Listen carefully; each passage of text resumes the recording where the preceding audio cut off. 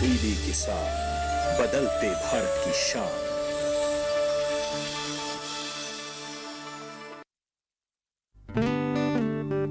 बढ़ो बढ़ो बढ़ो मेरे संग,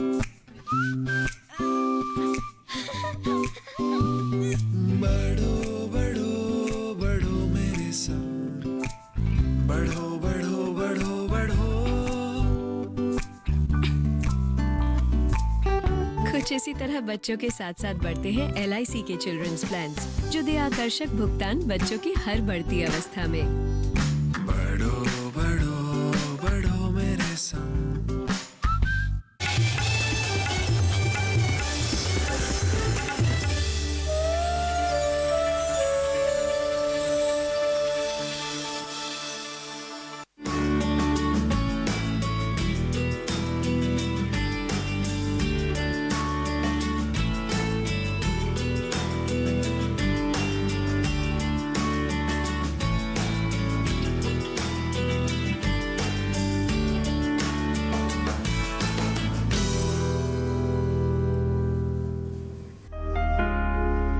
नमस्कार, चौपाल चर्चा कार्यक्रम में आपका स्वागत है। मैं हूं आपके साथ सौरभ शर्मा।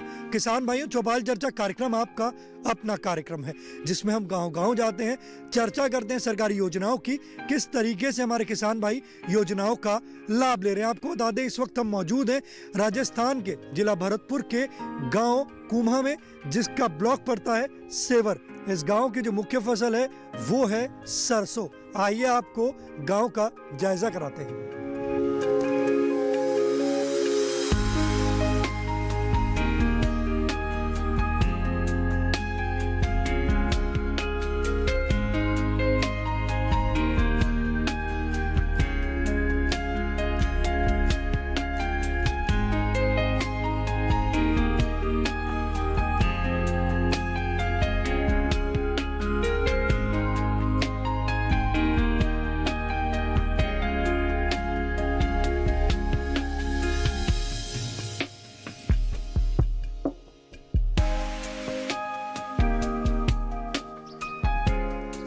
जोरदार तालियों के साथ कार्यक्रम की शुरुआत करते हैं।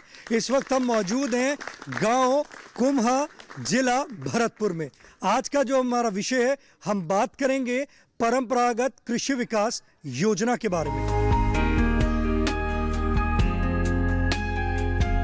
हमारे बीच में जो वैज्ञानिक मौजूद हैं, आप हैं सरसों अनुसंधान निदेशालय भरतपुर से, और हम उनसे जानेंगे कि किस तरीके से हमारे किसान भाई जैविक खेती कर सकते हैं।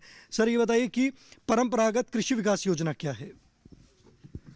देखिए, परंपरागत कृषि विकास योजना, जिसके अंदर हम आज जैविक खेती के ऊपर चर्चा कर रहे हैं, ये योजना सन 2015-16 में शुरू की गई थी, और 2015-16 से लेकर के 19-20 तक पिछले 4 सालों में लगभग केंद्र सरकार ने 1632 करोड़ रुपए इसके लिए आवंटित किए गए हैं। यानी प्रति हेक्टेयर इस योजना के अंदर किसान भाई जो इसमें काम करना चाहते हैं जैविक खेती में, प्रति हेक्टेयर 50,000 रुपये तक की विभिन्न मद के अंदर विभिन्न तरीके जो हैं, जिसमें आपके जैविक खाद बनाना है या जैविक कीटनाशक बनाना है, उन सब के लिए अलग अलग मदों के अंदर पैसा दिया गया है।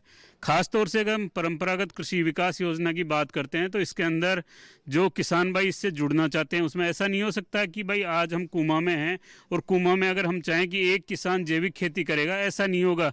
इसमें कुछ नियम इस तरह के हैं कि अगर 50 एकड़ एक साथ किसी समूह में, जैसे मान लीजिए 15-20 किसान हैं और 50 एकड़ के अंदर लगभग 50 एकड़ में वो अपनी जैविक खेती की तरफ मुड़ना चाहते हैं, तो ऐसे किसानों का समूह यहाँ के जो कृषि पर्यवेक्षक हैं कृषि विभाग के, उनसे संपर्क करेगा। कृषि पर्यवेक्षक उनमें से जो किसान हैं उनमें से उन किसानों को देखेगा, उनके सबके जितने भी कागजात हैं ज़मीन से जुड़े हुए उन सबको देखेगा, और उसके बाद में वो जो समूह है वो समूह फिर परंपरागत कृषि विकास योजना के अंतर्गत जैविक खेती की तरफ मुड़ेगा।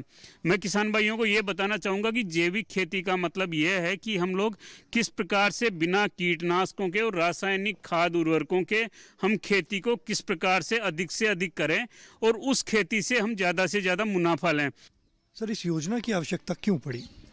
देखिए, अगर हम इसको बहुत पहले से देखते हैं, अगर हम आज से करीब 100 साल पहले या सन 1960 से पहले की बातें देखते हैं तो उस समय बहुत कम रासायनिक उर्वरक हुआ करते थे, लेकिन उतनी जनसंख्या हमारे पास में कम थी। लेकिन अब जैसे जैसे जनसंख्या में बढ़ोतरी हुई है, हमारे को उत्पादन भी चाहिए, और उत्पादन बढ़ाने के लिए ये भी ज़रूरी हो गया कि हमारी जो मृदा है या हमारी जो खेती है उसके अंदर अधिक से अधिक उत्पादन कैसे हम लोग लें। तो रासायनिक उर्वरकों का जो हरित क्रांति का समय आया 1965-66 में, उस समय से उर्वरकों का प्रयोग बढ़ा, और इन उर्वरकों के प्रयोग से निश्चित रूप से हम लोग आज पूरे जितना खाद्यान्न उत्पादन है उसमें हम सेल्फ सफिशिएंट है, हमारे पास में खूब खाद्यान्न है। लेकिन उस खाद्यान्न के बदले हमारे को बहुत सारी जो हमारे स्वास्थ्य से संबंधित समझ लीजिए, या मृदा स्वास्थ्य से संबंधित समझ लीजिए, या हमारा जो भूमि जल है वो समझ लीजिए, ये सब धीरे धीरे करके दूषित होते चले गए। और ये जो प्रदूषण हुआ उससे बहुत सारे जो रोग थे जो हमारे मानव जाति के अंदर हम लोग जो भी ये प्रोडक्ट खा रहे हैं उन सब के यहाँ पर बहुत सारे रोगों का भी प्रकोप धीरे धीरे बढ़ने लगा। अगर हम उदाहरण लेते हैं पंजाब का, जहाँ पर हरित क्रांति की शुरुआत हुई थी, वहाँ पर आज ज़मीनें इतनी ख़राब हो गई हैं, नाइट्राइट्स इतने बढ़ गए हैं ज़मीन के अंदर, या उनका जो भूजल है वो इतना ख़राब हो गया है, और वहाँ पर बहुत सारे जो रोग हैं, ख़ास तौर से कैंसर की अगर हम बात करते हैं, जहाँ पर पेस्टिसाइड्स का यूज बहुत ज़्यादा बढ़ा है, हर्बिसाइड्स का यूज, खरपतवारनाशी का यूज बढ़ा है। तो ऐसी सब स्थिति को देखते हुए हमारे को आवश्यकता पड़ी जैविक खेती की, और ये जैविक खेती की तरफ जो रुझान किसानों का बढ़ने लगा है, उस रुझान को देखते हुए अगर हम 2003-04 की बात करते हैं तो जहाँ पर हम लोग करीब 76,000 हेक्टेयर में पूरे देश भर में जैविक खेती हो रही थी, वो आज लगभग 28 लाख हेक्टेयर में हमारे पास में क्षेत्रफल है जहाँ पर जैविक खेती हो रही है। और आप लोगों को ये भी बताना चाहूँगा कि सिक्किम एक हमारा ऐसा राज्य है देश का जहाँ पे पूरा राज्य ऑर्गेनिक फार्मिंग जैविक खेती के ऊपर चल रहा है। हमारे बीच में किसान भाई मौजूद हैं, हम उनसे जानते हैं जैविक खेती के बारे में। जी आप बताएं, जैविक खेती की जानकारी है आपको? हाँ जी, जानकारी है मेरे को जैविक खेती की। मैंने अपने खुद के लिए ही इस साल 1 बीघा खेत में मैंने अपने लिए गेहूं लगाया है जैविक। इसमें कोई हमने केमिकल खाद का प्रयोग नहीं किया है, ना कोई पेस्टिसाइड का प्रयोग किया है। लेकिन वो हमारा जो गेहूं है बराबर में दूसरे खेतों में भी हमारा लगा हुआ है। तो जो जैविक हमने लगाया है उसमें खूब केंचुए की खाद डाली है हमने, सारी व्यवस्था की है, लेकिन उसका जो प्रोग्रेस है वो उससे बहुत कम दिख रही है जो केमिकल वाला है उससे। चौपाल चर्चा कार्यक्रम में वक्त हो चुका एक छोटे से ब्रेक का। ब्रेक के बाद जानेंगे किसान भाई का सवाल।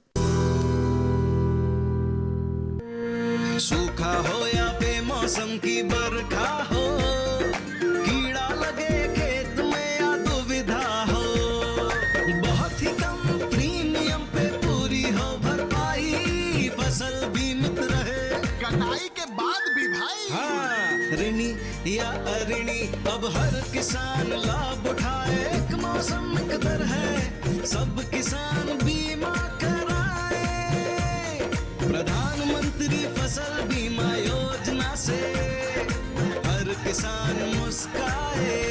कृषि और किसान कल्याण मंत्रालय द्वारा किसान हित में जारी। किसान भाइयों गांठ बांध लो, गांठ बांध लो, बहुत बहुत है काम की, समृद्धि के पैगाम की। मिट्टी के मिजाज को समझो, मिट्टी के हर राज को समझो, मिट्टी की तुम जांच कराओ, मुफ्त सॉइल हेल्थ कार्ड ले जाओ, कभी मुनासिब बीज लगाओ, सही किस्म की खाद ले आओ, जितनी जरूरी उतनी डालो, सही मात्रा खुद पहचानो, इसको अपना मंत्र बना लो, मिट्टी की सेहत तो जानो। बात बहुत है काम की, कम लागत अधिक वरदान की, किसान भाइयों गांठ बांध लो। आज ही मिट्टी की जांच कराएं, राज्य सरकार के कृषि अधिकारी से संपर्क करें और मुफ्त में सॉइल हेल्थ कार्ड पाएं। कृषि और किसान कल्याण मंत्रालय द्वारा किसान हित में जारी। ब्रेक के बाद आपका स्वागत है गांव कुमाह की चौपाल चर्चा में। अब हम बात करेंगे, जैसे मेरे किसान भाई ने ब्रेक से पहले हमारे विशेषज्ञ से सवाल किया था कि उनकी जो जैविक खेती वो कर रहे हैं उससे ज़्यादा उनके जो साथ में जो किसान हैं, जो पड़ोसी किसान हैं, उनकी जो पेस्टिसाइड्स की जो खेती है वो ज़्यादा अच्छी लग रही है। तो हम अपने विशेषज्ञ से जानेंगे कि उनकी जो खेती है वो क्यों इतनी जैविक में अच्छी नहीं हुई है। जैसा कि किसान भाई ने सवाल किया है कि जो उन्होंने जैविक खेती की है वो रासायनिक खादों की तुलना में कमज़ोर है, तो मैं बताना चाहूँगा किसान भाइयों को, क्योंकि हम जो भी रसायन डालते हैं उसमें तो उस पोषक तत्व की मात्रा ज़्यादा होती है, और जो हम जैविक खाद डालते हैं उसमें पोषक तत्व की मात्रा कम होती है। लेकिन जैसा कि आप जानते हैं कि 17 पोषक तत्व है, उनकी थोड़ी थोड़ी मात्रा होती है उसमें। तो शुरुआती जो 2-3 साल होंगे, 3 साल के बाद में क्या होगा कि कार्बन और नाइट्रोजन का जो रेशियो है, अनुपात है, वो मिट्टी में क्या होगा, बनना शुरू करेगा। तो 3 साल के बाद में आपकी जो पैदावार होगी वो आपको क्या है, घटना शुरू कम हो जाएगा वो। देखिए हमारे बीच में और भी किसान भाई मौजूद हैं, आइए जानते हैं। जी आप बताएं, जैविक खेती कर रहे हैं आप? जैविक खेती तो हम ना कर रहे हैं, इनकी बातें जैसे सुन के हम भी अंदाज लगा रहे हैं कि जैसे इन्होंने 1 बीघा किया तो वहाँ में 10 मन को बीघा हो ज़्यादा, और हम पैदा कर रहे हैं जैसे 25 मन का बीघा। 2 बीघा में गेहूँ करता हूँ, अपने गृहस्थ का पालन पोषण करता हूँ, तो 50 मन हो गया 2 बीघा में। अब मैंने कहा 2 बीघा में जैविक खेती कर दी तो उसमें 20 मन हुआ, तो फिर उसका ये घाटा गया फिर हमारे लिए। तो जब अभी से इनके ये बता रहे हैं कि जैविक खेती में पैदावार की कमी आ रही है, हाँ कमी है, तो फिर बाको किस तरीके से बढ़ा सकते हैं, हमारे वैज्ञानिक से जानना चाहते हैं। अब जैसे ये हमारे वैज्ञानिक साहब कह रहे 3 साल में होगा, तो 3 साल में 2 साल तक तो हमने फिर घाटा बहुत खा लिया। हाँ, इसका भी तो भरण पोषण कुछ होना चाहिए। देखिए हमारे किसान भाई का हमारे विशेषज्ञ से सवाल है कि जब वो 3 साल तक जैविक खेती करेंगे तो उसमें अगर उनका उत्पादन में अगर कमी आएगी तो उसको किस तरीके से पूर्ति कर सकते हैं। हमारे बीच विशेषज्ञ मौजूद हैं, आइए जानते हैं। मैं इनकी शंका दूर करना चाहूँगा। ऐसा नहीं है, आज हमने जैसे केमिकल खेती करते आ रहे हैं, रासायनिक खेती करते आ रहे हैं, और जैसे ही हम शिफ्ट हुए ऑर्गेनिक की तरफ, जैविक खेती की तरफ, हम उसको ये नहीं कह सकते हम जैविक खेती स्टार्ट कर दी या मेरा जो प्रोडक्ट है वो जैविक खेती का, नहीं। ये इसलिए मैं शंका दूर करना चाहूँगा कि आपने जैसे रासायनिक से जैसे जैविक में आए, आप ये न कहिए कि मैंने जैविक खेती की और मेरी फसल का उत्पादन घट गया, नहीं, वो जैविक खेती है ही नहीं, वो आपका शिफ्टिंग फेज है। मतलब एक तरह से रासायनिक खेती से जैविक खेती की तरफ एक कदम बढ़ाया आपने। तो इसमें क्या होगा, धीरे धीरे जैसे जैसे समावेश बढ़ता जाएगा, शिफ्टिंग का जो फर्स्ट ईयर, सेकेंड ईयर, दूसरे तीसरे साल, चौथे साल, 5वें साल, मैं कहूँगा कि फुल मुनाफा जो आपका होगा वो 6ठे साल में जाकर आपको मिलेगा। वो है, और मुनाफा कैसे होगा, वो मुनाफा ऐसे होगा कि आपका जो उत्पाद है उसकी जो क्वालिटी है वो अच्छी होगी, आपको पहले की बजाय ज़्यादा पैसा मिलेगा। मतलब आपको पहले 20 रुपये किलो में जैसे आपका गेहूं बिक रहा था, आपका 40-45 रुपये किलो गेहूं बिकेगा। तो आपकी जो पहले का जो घाटा था वो धीरे धीरे आपका कंपेंसेट होता जाएगा, वो समायोजित होता जाएगा, तो आपका जो नुकसान हुआ उसकी भरपाई हो जाएगी। देखिए कितनी अच्छी जानकारी दी हमारे विशेषज्ञ ने हमारे किसान भाई को। हमारे बीच में और भी किसान भाई मौजूद हैं, हम उनसे जानते हैं। सर, हम जैविक खेती करना चाहते हैं लेकिन हमारे पास इतना ज़मीन नहीं है, और कर भी लें, अभी आपने हमारे डॉक्टर साहब ने बताया कि 6 साल में जाके डिपेंड करेंगे, तो 6 साल में जाके तो हम तो बिल्कुल ज़मीन में गड़ जाएंगे। इस प्रकार से हम जैविक खेती नहीं कर सकते हैं। देखिए हमारे किसान भाई का हमारे विशेषज्ञ से सवाल है कि अगर 6 साल अपनी जैविक खेती को अगर हम जैसे चेंज करने में, जैसे रसायन से जैविक पे अगर हम आते हैं, तो अगर उसमें इतना लंबे समय अगर लग जाएगा तो हम किस तरीके से हम जैविक खेती में नहीं आ पाएंगे। हमारे बीच में विशेषज्ञ मौजूद हैं, आइए जानते हैं। किसान भाइयों की शंका बिल्कुल सही है कि शुरुआती दौर में उत्पादन कम होगा, और जब उत्पादन कम होगा तो जिस किसान भाई के पास में छोटी जोत है या सीमांत किसान है, वो इसको बहुत लंबे समय तक ये सोच नहीं सकता कि मैं कम उत्पादन होगा फिर उसके बाद धीरे धीरे बढ़ेगा। बात भी सही है, लेकिन कुछ सरकार अनुदान दे रही है कि किस प्रकार से हम लोग जैविक खेती को बढ़ावा दें। किसान भाइयों को मैं ये जानकारी भी देना चाहूँगा कि जो इस क्षेत्र के अंदर किसान भाई सरसों गेहूं पैदा कर रहे हैं, वो लोग बारिश के समय में ढेंचा की जुताई करते हैं खेत के अंदर, यानी हरी खाद तैयार करते हैं। और जैविक खेती में हरी खाद उत्पादन करना भी एक प्रमुख अंग है जैविक खेती का। और उस जैविक खेती के अंदर ये अनुदान लगभग 1000 रुपये का अनुदान जैविक खेती के अंदर हरी खाद तैयार करने का है। तो अगर हम समय समय पर जो बहुत सारी शस्य क्रियाएं हैं जिनके अंदर हरी खाद है या वर्मी कंपोस्ट है, इन सब का या जैविक कीटनाशकों का प्रयोग करेंगे तो धीरे धीरे करके हमारा फसल का उत्पादन बढ़ेगा। जहाँ पर किसान भाई ये कह रहे हैं कि जिनके पास जो छोटी है यानी 2 बीघा 4 बीघा जमीन है, 1 हेक्टेयर से कम जमीन है, तो वो किसान भाई एक साथ इस जैविक खेती की तरफ नहीं मुड़े। वो खास तौर से मैं उनको ये कहना चाहूँगा कि एक छोटा टुकड़ा उस जमीन का, खास तौर से ये नहीं कि आपको इस स्कीम का फ़ायदा उठाने के लिए करना है, केवल आप अपने खाने के लिए जो भी आप पैदा कर रहे हैं, चाहे वो सब्जियां कर रहे हैं, चाहे वो कोई भी आप फूड ग्रेन कर रहे हैं, गेहूं जो भी कर रहे हैं, उन सबको भी आप अगर जैविक से शुरुआत करेंगे तो वो शुरुआत आपको एक मनोबल बढ़ाएगी आपका। यानी अगर आपने उस छोटे से टुकड़े में जैविक खेती की तरफ बढ़े हैं तो वो धीरे धीरे करके उसको आगे बढ़ाएगी। चौपाल चर्चा कार्यक्रम में वक्त हो चुका एक और छोटे से ब्रेक का। ब्रेक के बाद जानेंगे परंपरागत कृषि विकास योजना के बारे में। अरे सुन तो। मुझे क्या सुनाना चाहते हो? जो सुनाओ मेरी सौतन को। किसको? अरे वही तुम्हारा मोबाइल फोन जिससे सुबह शाम दिन रात चिपके रहते थे और कहते थे किसान कॉल सेंटर से बातें हो रही हैं। अच्छा ये बात है। हाँ क्यों, क्या हुआ? अब बात नहीं होती क्या? अब तो झट से बात हो जाती है। ऐसा क्या? हाँ अब तो ज्यादा लाइनें और खास तकनीक के कारण खेती के माहिरों से तुरंत बात हो जाती है। और अगर कभी लाइन व्यस्त हो तो अपनी समस्या फोन पर रिकॉर्ड करा दो, वहाँ से फोन आ जाता है और समस्या की हल का मैसेज भी आ जाता है। ये देखो आ गया। अरे वाह, इसका मतलब इंतजार की घड़ी अब खत्म। हाँ तभी मैं सोचूं कि आजकल मुझ पर इतना प्यार क्यों आ रहा है। कृषि संबंधी समस्याओं का अपनी भाषा में तुरंत हल पाने के लिए पूरे भारत में किसी भी फोन से हेल्पलाइन नंबर पर संपर्क करें। किसानों का दोस्त किसान कॉल सेंटर। ब्रेक के बाद आपका स्वागत है गांव कुम्हा की चौपाल चर्चा में। हमारे बीच में किसान भाई मौजूद हैं, हम उनसे जानते हैं जैविक खेती के बारे में। जी आप बताएं, जैविक खेती करते हैं आप? हमारे साहब जैविक सी करें। हमारे तो जो खाते हैं, जो लेटिनो खाते हैं, घोड़े में ज़मीन है, हम तो खाद दिखा महीना को मामूली से 10-5 किलो को पानी पे जरूरी कर दें बस। तो लाभकारी है? लाभकारी का वो पीछे रेट को गलत निकल रहा है क्योंकि भड़क जाए खेत जैविक की वजह, खाद की वजह से ज़्यादातर। रेट अच्छे नहीं मिलते हैं? रेट कहाँ, हम तो माही बेचा है मंडी फंडी में ही नहीं। हमारी उत्पादन अच्छा हो रहा है?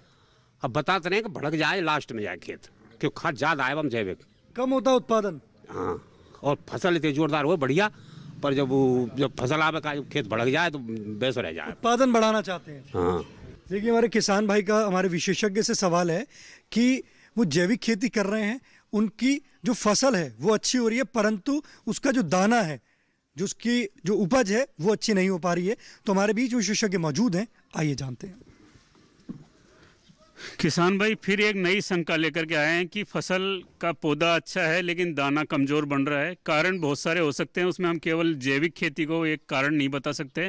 कारण ये भी हो सकता है कि चाहे आप रासायनिक खेती कर रहे हो चाहे जैविक खेती कर रहे हो, जब फसल पकाव का समय जब होता है, चाहे पौधा कितना भी अच्छा हो, फसल पकाव का समय जब आता है उस समय कुछ अजैविक कारक रहते हैं जिनमें तापमान का अचानक बढ़ना होता है या कुछ और अन्य कारक होते हैं। वो कारक अजैविक कारक जो रहते हैं उनकी वजह से कई बार दाना सिकुड़ा हुआ रह जाता है। ये खास तौर से सरसों के अंदर, गेहूं के अंदर, गेहूं में गर्म हवा निकल गई, जैसे तापमान अचानक से फरवरी के मध्य में बढ़ गया, तो आपकी चाहे जैविक हो चाहे रासायनिक खेती हो, अगर एक बार हवा निकलना बोलते हैं किसान भाई, जिसे अगर एक बार हवा निकल गई तो दाना छोटा रह जाएगा। तो ये कारण कोई जैविक से ही नहीं जुड़ा हुआ है, लेकिन हाँ जैविक के अंदर ये होता है कि फसल में शुरुआती अवस्था में जो न्यूट्रिएंट्स हैं, जो पोषक तत्व हैं, उनकी कमी रहती है। लेकिन जैसे जैसे फसल में मजबूती आती है, मृदा के अंदर मजबूती आती है, वैसे वैसे आने वाले 2-4 साल बाद में वो जो फसल जो जैविक से तैयार हो रही है वो हर प्रकार के अजैविक कारक, जो चाहे तापमान हो, चाहे पकाव के समय तापमान की बात करो, चाहे पाला पड़ने की संभावना हो, ऐसी सब प्रकार की अजैविक कारकों से वो बहुत अधिक सुरक्षित रहेगी हमारी जैविक फसल। देखिए, हमारे बीच में और भी किसान भाई मौजूद हैं, हम उनसे जानते हैं कि वो क्या सवाल करना चाहते हैं। जी आप बताएं, जैविक खेती करते हैं आप? जी साहब करता हूँ मैं। बताएं किस तरीके से करते हैं आप जैविक खेती? जैविक खेती मैंने पहले तो हरी खाद बनाई साहब उसमें ढैंचा की, और उसके बाद में मैंने वर्मी कंपोस्ट डाला उसमें, और फिर भी उसके रिज़ल्ट जो है कम आए। मैंने 3 साल कंटिन्यूस किया है उसमें, और अब मेरे पास वर्मी कंपोस्ट है नहीं है, इसलिए बंद कर दिया। हाँ कुछ तो वो खा गए साहब, वो ये पेंगा जो बोल चिड़िया होती है जो। हमारे बीच में वैज्ञानिक मौजूद हैं, सवाल करना चाहते हैं आप उनसे? हाँ जी, एक तो वो जो है उसके लिए मैं ये पूछता हूँ, वो केंचुआ मरे, पता नहीं कैसे मरे वो, उसमें कुछ तो मर गए और कुछों को चिड़िया खा गई, इसलिए मैंने फिर उसको बंद कर दिया। वैसे उसमें विशेष लाभ मुझे नहीं हुआ। वे पौधे उसमें जो हुए वो पीले रंग के हुए साहब। और कौन सी फसल ली थी आपने? मैंने गेहूं की ली थी सब उसमें। गेहूं की फसल आपकी पीली पड़ गई थी? पीली पड़ गई। इतना ज़रूर था कि उसमें मुझे कुछ लाभ ये हुआ कि मेरा गेहूं जो है वो ठीक से बिक गया। मेरे मिलने वालों को ये पता लग गया कि भाई ये वर्मी कंपोस्ट का गेहूं है, तो उसमें 200-300 रुपये बाज़ार की मार्केट जो थी उससे ज़्यादा मिल गया मुझे। नुकसान ज़रूर तो आप ये चाहते हैं कि जो आपने जैविक खेती करी, जो आपके केंचुए मरे, वो किस प्रकार से मरे? उसका रीज़न जानना चाहता हूँ। उसका रीज़न जानना चाहता हूँ कि वो मरे कैसे सब, और एक संग मरे सब, गर्मी में मरे या कैसे मरे। पानी का भी मैं खूब अच्छी तरह से वो ध्यान रखता था। किसान भाई का हमारे विशेषज्ञ से सवाल है कि उन्होंने जैविक खेती करी, जैविक खेती करने के बाद वो कह रहे हैं कि जो केंचुए थे कुछ तो मर गए, कुछ चिड़िया खा गई। तो वो ये जानना चाह रहे हैं कि वो किस प्रकार से ऐसा हुआ। हमारे बीच में विशेषज्ञ मौजूद है, आइए जानते हैं। किसान भाइयों, पहले तो हमें ये ध्यान रखना है कि वर्मी कंपोस्ट बनाने कैसे बनाएंगे हम। वर्मी कंपोस्ट के लिए है कि आप 3x2 का एक पूरा स्ट्रिप बना ले, जो चाहे ईंट का बना ले आप कच्चा, और उसके साथ में एक और बना ले। उसमें क्या है, बीच में एक दूसरे को कनेक्ट कर दे पाइप लगा के, ऊपर से आपका 15-20 सेंटीमीटर छोड़ के नीचे। तो आप एक जो पहला वाला जो बेड बनाया आप उसमें गोबर की खाद डालना शुरू करें। उसके बाद में वो ठंडी खाद होनी चाहिए, मतलब गोबर आपने लिया उसको थोड़ा सा पानी मिलाकर ठंडा। अगर आप गर्म डालेंगे तो भी केंचुए मर जाएंगे। दूसरा, आप जब भी बनाए तो छांवदार जगह पे बनाए। इसके बाद में एक और ध्यान रखना है आपको कि जब भी उसे ढके, ठीक है, तो आप जो जूट का है उसको पानी में भिगो, क्योंकि गर्मियों के मौसम में क्या होता है कि आपकी नमी कम रहती है तो केंचुआ भी अक्सर मर जाते हैं। दूसरा, कई बार रहता है कि आप इसमें एक और लगता है पीली चींटी, तो चींटी भी कई बार क्या है कि वो दुश्मन टाइप का काम करती है, केंचुए को मारती है। तो उसके भी ध्यान रखना कि शुरू में अगर चींटी वगैरह दिखे तो कुछ किसान भाइयों ने देखा है कि हल्दी वगैरह जो डालते हैं उसकी बॉर्डर पे, तो उससे भी वो चींटियाँ नहीं आती है। दूसरा, किसान भाई कह रहे हैं कि वो चिड़ियाँ खा जाती है। चिड़ियाँ जब खाएगी जब केंचुआ ऊपर आएगा। तो आपने जो दूसरी बेड बनाई है पहली, तो केंचुए का एक होता है कि वो फ्रेश जो गोबर होता है उसको पहले खाता है। तो आपने जो पाइप लगाया पहले एक में डाल रहे खाद गोबर डालते रहेंगे। जैसे ही वो केंचुए की खाद बन जाएगी, अपने आप केंचुए दूसरी बेड में चले जाएंगे उस पाइप के थ्रू। तो आप सिंगल बेड नहीं बनाए, 2 बेड बनाइए, ताकि एक के बाद एक केंचुआ दूसरी में चले जाए, और उसके बाद में पहली तैयार हो जाएगी। आप देखेंगे कि पहले वाले में केंचुए मिलेंगे नहीं आपको, वो सिर्फ वर्मी कंपोस्ट मिलेगा। तो जब भी बनाए 2-3 बेड साथ में बनाए और उनको एक दूसरे से कनेक्ट करके बनाए। देखिए कितनी अच्छी जानकारी दी हमारे विशेषज्ञ ने। अगर आप भी वर्मी कंपोस्ट का बेड बनाना चाहते हैं तो वो आप 2-3 इकट्ठे बनाइए और तीनों को एक दूसरे से जोड़कर बनाएं। जब आप इस तरीके से बनाएंगे तो आपके जो केंचुए हैं वो नहीं मरेंगे।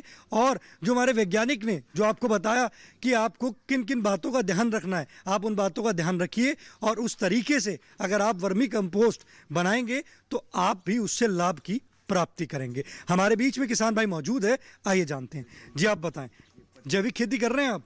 जी सर, मैं अभी तो जैविक खेती नहीं कर रहे हैं, लेकिन आगे फ्यूचर में करने का प्लान है।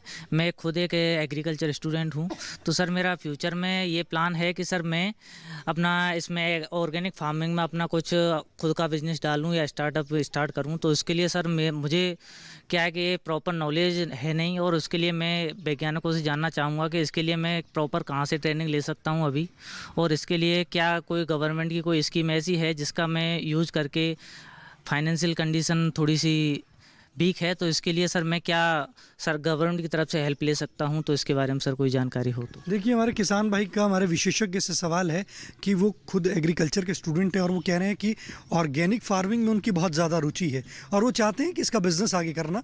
तो किस प्रकार से वो इसको शुरुआत कर सकते हैं और सरकार इसमें किस तरीके से उनकी मदद करेगी, इस योजना से संबंधित आइए जानते हैं, हम अपने विशेषज्ञ से जानते हैं। बहुत ही खुशी की बात है कि हमारे इस गांव से जो हमारा यूथ है, युवा है, वो कृषि के अंदर पढ़ाई भी कर रहा है और अपना स्टार्टअप भी स्टार्ट करना चाहता है।